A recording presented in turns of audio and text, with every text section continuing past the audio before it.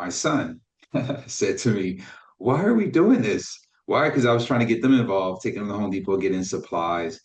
And he was like, why are we doing this? You're at a point now where the contractors should be doing this." And it was Mhm. just, I was just trying to get things done by all means necessary.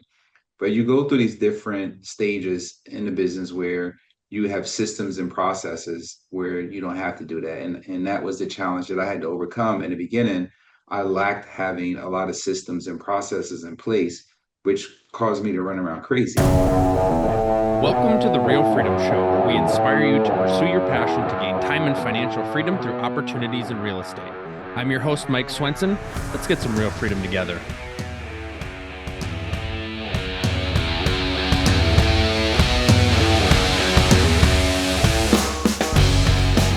Hello, everybody. Welcome to another episode of Real Freedom, Real Estate Leveraged Freedom, where we find people building time and financial freedom through opportunities in real estate. I am your host, Mike Swenson. If you want to get started on your real estate investing journey or learn more, you can check out our website, freedomthroughrealestate.com. That's freedomthroughrealestate.com.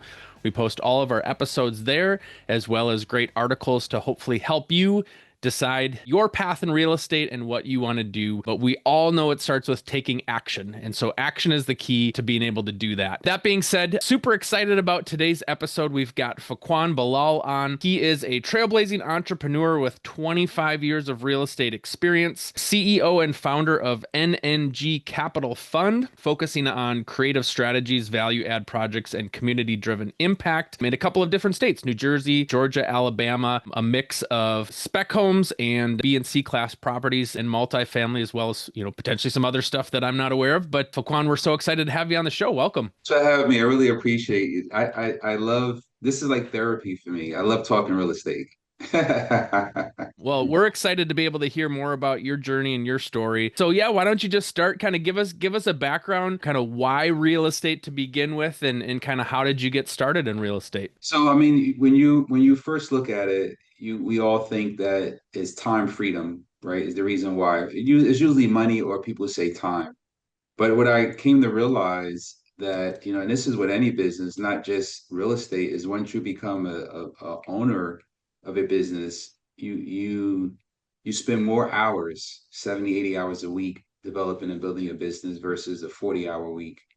And people don't realize that. But what it does, it gives you flexibility, is what I like to use, right? I've come through this 26-year journey, and it was my youngest son who said to me, "Hey, I thought real estate give you freedom and time and let you do what you want to do when you want to do it."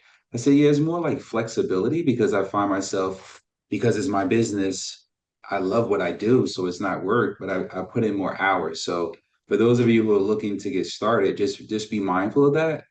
You can make it a lifestyle business. Like I know some people who do, two big flips a year. They make $250,000 a year. They travel with their family. They're happy. They're not trying to do 100 deals a year. I'm in a mastermind called the Collective Genius, and there's people that's in that group are different parts of their journey. There's some guys doing 300 deals a year, some guys doing 150, some guys doing 10. But real estate is a lifestyle business. It does give you the flexibility. So for me, transitioning from the corporate world into real estate, I've always liked sales, and it just made more sense. If I was going to put all of my effort and energy into something, I wanted it to be for something that I was building. And that's what got me into real estate. And then, I was young, got in the business when I was 24. So making $40,000 a transaction, half the salary I was making at the time, it was a no-brainer really to take the leap. I know for me, getting started before I got into, my own business, it's like, nights and weekends. It's kind of like I had this little tick around where I was, if my boss asked me to work nights or weekends, it was like, well, how are we going to make up this time? What are we going to do? Do I get some time off if I'm working on the weekend? What does that look like? And then all of a sudden, when you're building your own business, you're much more willing to do that. Obviously, there's a trap of, not wanting to get sucked in it or do too much or make sure that your family or other commitments aren't compromised. But yeah, you're certainly more willing to do things like that when it's your own business. For sure. And there's nothing wrong with that, right? Because we're doing this for the future us, right? So when we get to an age that we want to fall back, we've put in the work now for that to be possible in the future. So talk a little bit about kind of what your early days look like in terms of real estate and how that's changed and developed over time. Yeah, it was mainly fix and flips where I started. Hmm. So I started off doing that and had the opportunity to ride that wave until the GFC, the global financial crisis. And once that happened, it transitioned my mindset from focusing on the big chunks of cash to building cash flow. And it took me a while to develop that over years, build up those uh, properties where they appreciate and you get not just break even on some, but you make a couple of $100. And after 10, 15 years, you see this, big appreciation where you can exit. Started to transition to that strategy. It's a slow process. So one thing I always remember is slow is smooth and smooth is fast. So if you're looking to get started, just look at if you can acquire one property a year and you do that for 10 years, and if that one property can make you 300, $400 a month, in 10 years, of course, you have a bunch of equity that you can refinance and pull out, but you'll have, $4,000 or $5,000 a month in cash flow that can offset some of the earned income you're making to kind of get you to that point where you can sell off some of those properties and get a big bulk of cash, or just continue to collect the cash flow. So were you, when you were doing fix and flips, were you working a job as well, or was all your income coming from your fix and flips? I actually left my job. So Okay. a family member of mine was doing real estate, and I started to shadow them while I was working. And I had a really good job. I was making over 100,000 a year with commission, base commission and salary. And what made my transition go a little bit faster was I landed a big account, and the owners of the company set me down. They lowered my base because my commission was more than what they expected because the account I landed. And I didn't take that too well. And I just put my 2 week notice in. I had already closed the deal. And I just started doing, fix and flips and pretty much going from there. And that's pretty much how my journey got started. But I just jumped out the window and grew wings falling down, as they say. Well, and I think that's the key. Like we talk about, I mentioned at the beginning, taking action. You're going to be much further faster when you start to take action versus the analysis paralysis. So in terms of your fix and flips, like how did you start? I'm curious to hear because obviously people feel like they have to have this super sophisticated process right now. But curious to hear, like when you were finding your first few deals, how were you finding them? Where were they located? Kind of what were you looking for, and how did that evolve over time as you got more sophisticated as a flipper? Yeah, I mean it's really learn by doing.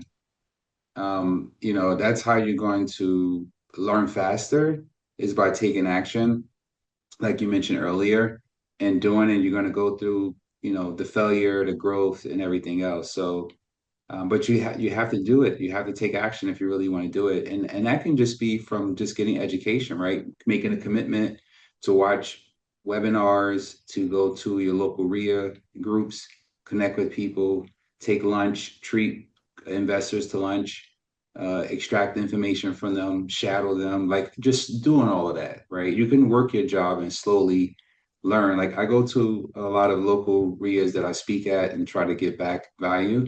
And I see a lot of people who still have their 9 to 5 show up at night. They put in those extra hours, like after 5 o'clock, they working on themselves with the education. And then eventually they'll partner with somebody, and then eventually they'll grow into doing something else. So that's what I would just say, learn by doing, whether it's taking those action steps of getting educated and then already moving forward from there, trying to take some action. Now, were you somebody that was swinging the hammer yourself, or were you somebody that was trying to find good vendors to be able to help with the fix and flips? And then curious to hear how that evolved for you. No, I didn't swing any hammers. I was the director of the orchestra, if you will, instead of playing in it. But I don't want to get my hands dirty. There's some projects where, I picked up toilets and materials needed from Home Depot to drop it off the site so the contractor can keep working there. And that's what you're going to start off with, right? If you're doing a rental, if you're doing something and you're managing a project, you're going to be the GC. You don't have to swing a hammer, but more than likely you'll be running for supplies and everything else. I mean, I've done that. I don't do it today because I've learned how to make the contractors responsible for that. And it was just before I wanted to go faster. So I was like, I'll Hmm. pick up the cell, you keep working, I'll do this, I'll do that. And again, my son said to me, "Why are we doing this? Why? Because I was trying to get them involved, taking them to Home Depot, getting supplies. And he was like, why are we doing this? You're at a point now where the contractors should be doing this. And it was Mhm. just, I was just trying to get things done by all means necessary. But you go through these different stages in the business where you have systems and processes where you don't have to do that. And that was the challenge that I had to overcome in the beginning. I lacked having a lot of systems and processes in place, which caused me to run around crazy. And when I learned the power of making everything systematic, creating scopes of work, putting all that responsibility on a contractor, spelling out to them in the contract what they're going to do, creating performance contracts that they have to be done by X amount of time in order for them to get paid what we agreed on, or they'll lose money. Like those are things you learn over time. So once I started to perfect that, my life became more easier. Where now I was the director of the orchestra instead of playing in it, where I can actually hold them accountable from the scopes of works and inspect what I expect. Now I still go to the properties and do inspections to make sure everything is right for them to get paid. And our project managers, we share that responsibility. But I like doing it. We do a lot of luxury spec homes, and you have to have a keen eye to make sure that the quality is there and everything. Because no matter how good the contractor is, they're always going to take shortcuts. Yeah, there's lots to learn about working with contractors, but like you said, it comes through doing, it comes through experience, learning where you made mistakes and be able to put those systems in place to fix that. And I think for people listening, the key is you're still doing, right? You're still going through those processes. You can't expect to know everything or how to properly work with contractors on your first job. That comes through time and being able to build relationships with them. Obviously, there's some contractors that, you have to move on and choose somebody else. And there's, contractors that you like sticking around with, but you learn that through the process. For sure. You have to start, right? 1,000 mile journey begin with the first step. And if you don't take that first step, you will never you have regrets. If this is something that you've been thinking about doing for years, like if you've been thinking about doing this for years and you haven't taken a step, then it's not for you. Maybe it's for something else, right? Because if you're looking from outside and seeing somebody who does real estate and you think they're having success, you don't know what challenges, struggles they're going through. Those are the questions that I would ask if I had to go back and start all over again and take the people that I see doing this that I may want to, connect with to get information. I would start off right away saying, what are the challenges that you're facing right now in a business? Like you have 10 years experience, 5 years experience, whatever. What challenges are you facing right now? Then I will reverse engineer that, right? How did you come over that challenge, or what are you doing now? When you first started, what challenges you have, and figure out those challenges and how they work their way through it, because that's what made them who they are today. Those challenges that they went through, the person in front of you right now was built from those challenges. So that's very important. Like I just shared with you, a lot of my challenges was I didn't have the right systems and processes in place, right? It's four parts of a business: is people, strategy, execution, and cash. And you have to be good at all four in order to be successful. So the people part is always the challenge, because us humans have a way of doing our own thing and following our own process, even though we may have directions in front of us. So that's why you have to create accountability with your contractors, with your vendors, with everybody, even with yourself, right? So um, it's always a challenge, is how you grow through it and how do you move forward from the challenge. Now, are you somebody that's like a systems minded person or, an organized individual, or is that something where Wasn't maybe you had to hire I somebody or wasn't kind of have Yeah, somebody help assist that? yeah, I had to bring in vendors to teach me that because I didn't know that. I wasn't an operations person. I hated operations. I was a doer. I was the person that went out and got stuff done. I would always tell people I got a GSD, I get stuff done. If I had to do it myself, and I was a one-man band. I didn't know how to, I didn't like to delegate because I didn't trust that someone would be able to do it as good as I would do it. And it was years and years, even with hiring a project manager. I would say it's been a 26-year journey for me, but the first 10, 12 years, it was all me running the projects. There was no project manager because I didn't feel like someone would be able to execute to the level that I would. That someone will be out there Sunday getting it done, right? Saturday getting it done. Because Saturdays and Sundays are so sacred. Oh, we can't. So I was like, I got to get this done. How further would I be if I can work Saturday and Sunday? And if I found contractors who was dancing to that beat and was willing to come out on a Sunday and do a job, I'm right there with them. What do you need? Let's get the materials. Let's go. And I did that for years. I mean, you have to be careful with that. I'm not trying to promote that because that will cause burnout. Um, and you have to find a time where if you are going to be out there grinding on a Sunday or Saturday, that during the week that you're getting the proper rest and stuff like that. But you got to be willing to go all in, like your life depend on it. That's, I believe, what got me to where I am. Now you mentioned about kind of, for 10, 12 years doing it on your own and then, eventually finding somebody. Was that a point of like, okay, enough is enough and I'm going to spend time searching for the right person? Or is it you went through a couple people that maybe weren't kind of a fit and found somebody was a fit? Or kind of where did that tipping point happen for you from where it went from you do it all to that person, really helps take stuff off of your plate and assists in putting those systems and processes in place? For me, it was I had joined the mastermind and I started to really understand how business works. That if you is delegate to elevate, right? How do I started to figure out? I was wanting to know how do I get back more of my time? I can't do it all, right? So is this task that I'm doing work really worth my time, or can I hire that out? Right? Is this a $20 hour task, $25 hour task? I can hire that out, right? I don't have to do that because that's taking up time. And that's when I really started to learn the value of time. And then I just really put a mind dump of all the things that I was doing, started to organize it and say, what can I delegate and what can't I delegate? And I started to work from there. And then that's responsibility. And then with the process, I did a mind dump and said, what are all the steps to construction from the beginning to the end that I knew that I was going through?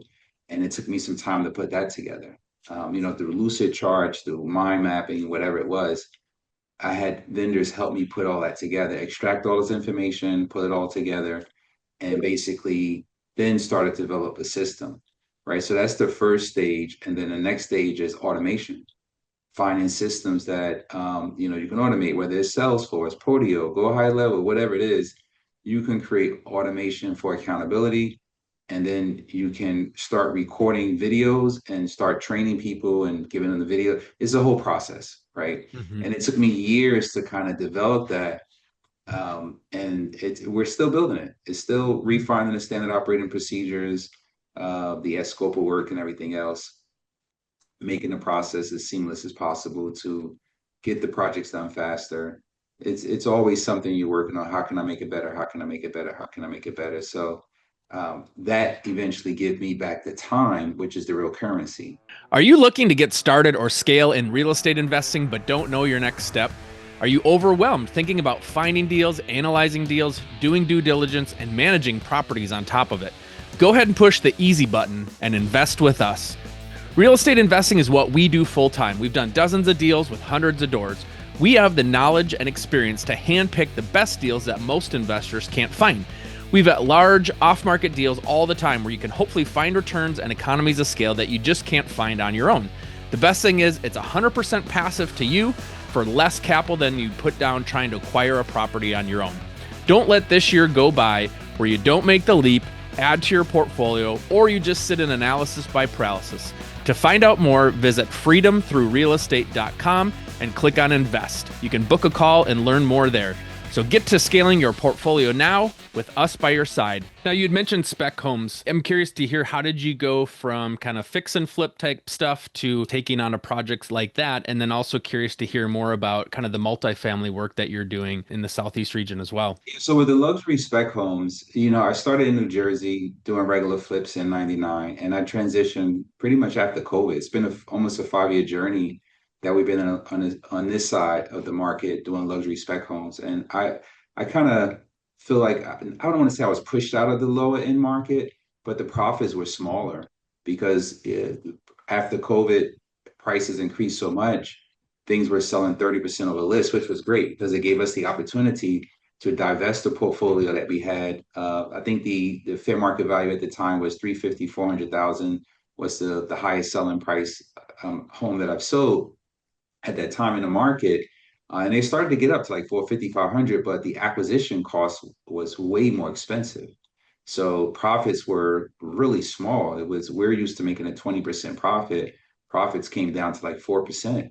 and it wasn't worth it. Plus the risk that was involved with that because of the areas that we were doing this in. It was low income areas. So you had to worry about materials being stolen, properties being broken into, vandalized, whatever it was, like as you're doing a construction, right? So when I looked at on the other side of the coin, um, if I went into an area where we were selling $1 million houses, what would the acquisition price be, construction cost, and what would the profit be? And when I took the time to analyze that, I was like, wow, this is amazing. The profits, it would take me three houses to one to get the same profit. So it was a no-brainer. Then it was having the confidence of that market, right? Because I was selling houses below 500,000. Now we're selling houses for 1 million, and I didn't understand at the time that they were actually more serious buyers for that type of product. So once we did a few deals, it was flipping higher end homes first, and then what I discovered was if I was to do it ground up, it's a more seamless process. I can actually know the expenses because when you're doing a gut rehab, it's unknown, right? You'll put a 10, 15% contingency, but you'll go 25% sometimes over your budget, which kills your profit. So when I started to look at ground up construction, I realized that you can determine a price per square foot and you can reverse engineer it. So if you know a house in this area is selling for 500 square foot, you can figure out what your cost to build is, whether it's, 285, 230, depending on the fixtures you're doing, there's room for profitability there. So when I started to look at the math that way, I go, oh, this is good. Are way bigger, but the only thing is the time to sell, right? The smaller houses you can sell within 4 or 5 months. The bigger houses take you a year, sometimes 18 months, depending if you need a Mhm. variance and everything else. So that kind of mess with your cash conversion cycle. It slows it down a bit. So you got to be mindful of that when you're doing bigger projects. But that's kind of my journey from doing a smaller project to the bigger projects. And even today, at one point, we transitioned to just doing all ground up. And now today, because it's a buyer's market, things are decelerating, not as far as price, but it's kind of slowing down. We're in the Northeast, by the way, so our market is still on fire. I mean, but if you go anywhere else, Florida or anywhere else, the values are dropping like crazy. Where in our market is still strong. We don't see too many price adjustments. There are some just because they were priced wrong, overpriced. But it's a slowdown because there's more buyers out, being choosy on stuff now. But if you have quality product, like new construction comes with a 10-year warranty, that kind of sets you apart from the average seller that's just doing a gut rehab. But we're transitioning a little bit now and going back to doing some more of those gut rehabs because the cash conversion cycle is faster on those. Profits are not as big as the ground up spec homes, but if you can close a couple of them while you're waiting for that spec home to close, then it all makes sense. Now, are the contractors that are building the spec homes for you, is that kind of new crew that you have, or is that folks that you've built relationships with from back in your kind of fix and flip days? Mixture. So we have the finishers that I've had relationships with for years. Once the shell gets up and MEP gets done, same sheetrock crew, same plumbers. I mean, same uh, really same electricians, plumbers. We were using them on the other projects, but we had to get new contractors to do foundation, grading, hardscaping. We had to get a few more roofers, a few more carpenters to kind of help with the framing and stuff like that. So we had to build that part of the business out. And we had to build out the part of the finishes where we had to get the people who do really good ceramic tile, molding, carpentry, so we could do multiple projects at the same time. That's kind of how we built that out. And you always have to have resources that you need, right? So, and then there's different stages you'll go through in the build. You'll vertically integrate some of the stuff where you have your own painters, landscapers, sheetrockers, and then some of the stuff you outsource to contractors, or you'll do a little bit of both. I think the key is hearing you talk about, as the market changes, right? You had to adjust. And, what worked in the past doesn't always work in the same way in the future. So you kind of adjusted, scaled up, find some more profitable opportunities. And then the market changes a little bit and you kind of dip back into that. And so I think for somebody that has been in it for as long as you have, you've been able to kind of ebb and flow as the market's changed and your relationships grow. And so it's kind of cool to see how you can, scale and tweak things depending on how the market adjusts. Yeah, you always have to make adjustments and pivots. It's You can't stay doing the same thing because you'll die, right? Every cycle in the market have a different strategy, and you have to be able to learn how to adapt, make those changes, and then it'll come back around. Sometimes there's a market for fix and flip. Sometimes there's a market for just rentals, right? When the profits are small, you want to build your cash flow and do rentals and maybe do less flips. Like the wholesalers that are out there, a lot of people who are doing wholesales, right? Things slow down, a lot of regulation change. Some people are still doing it and killing it. It depends on what market you're in, but a lot of those guys are starting to flip, right? Or a lot of those guys are starting to build rentals, or they're doing lending because they built up a big bag of cash from wholesaling. So you have to be able to understand real estate to know which lever to pull in the market cycle. So talk a little bit about what you've got going for your multifamily projects. I'd love to hear how that came to be. A multifamily is part of our impact project. So in New Jersey before COVID, we did both strategies, the fix and flips and rentals.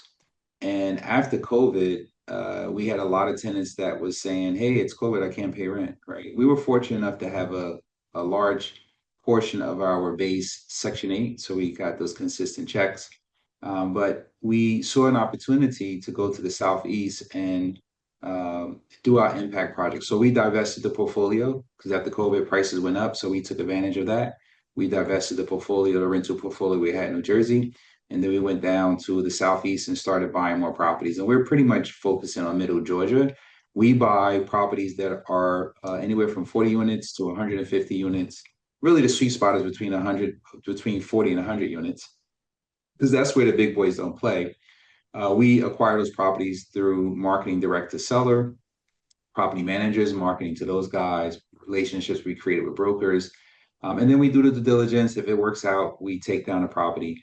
But the big part of that is the impact that we like to make to the communities. And what I mean by that is not only just going in and doing curb and pill, a unit turn, and increasing rents for profitability, but taking complex to community, right?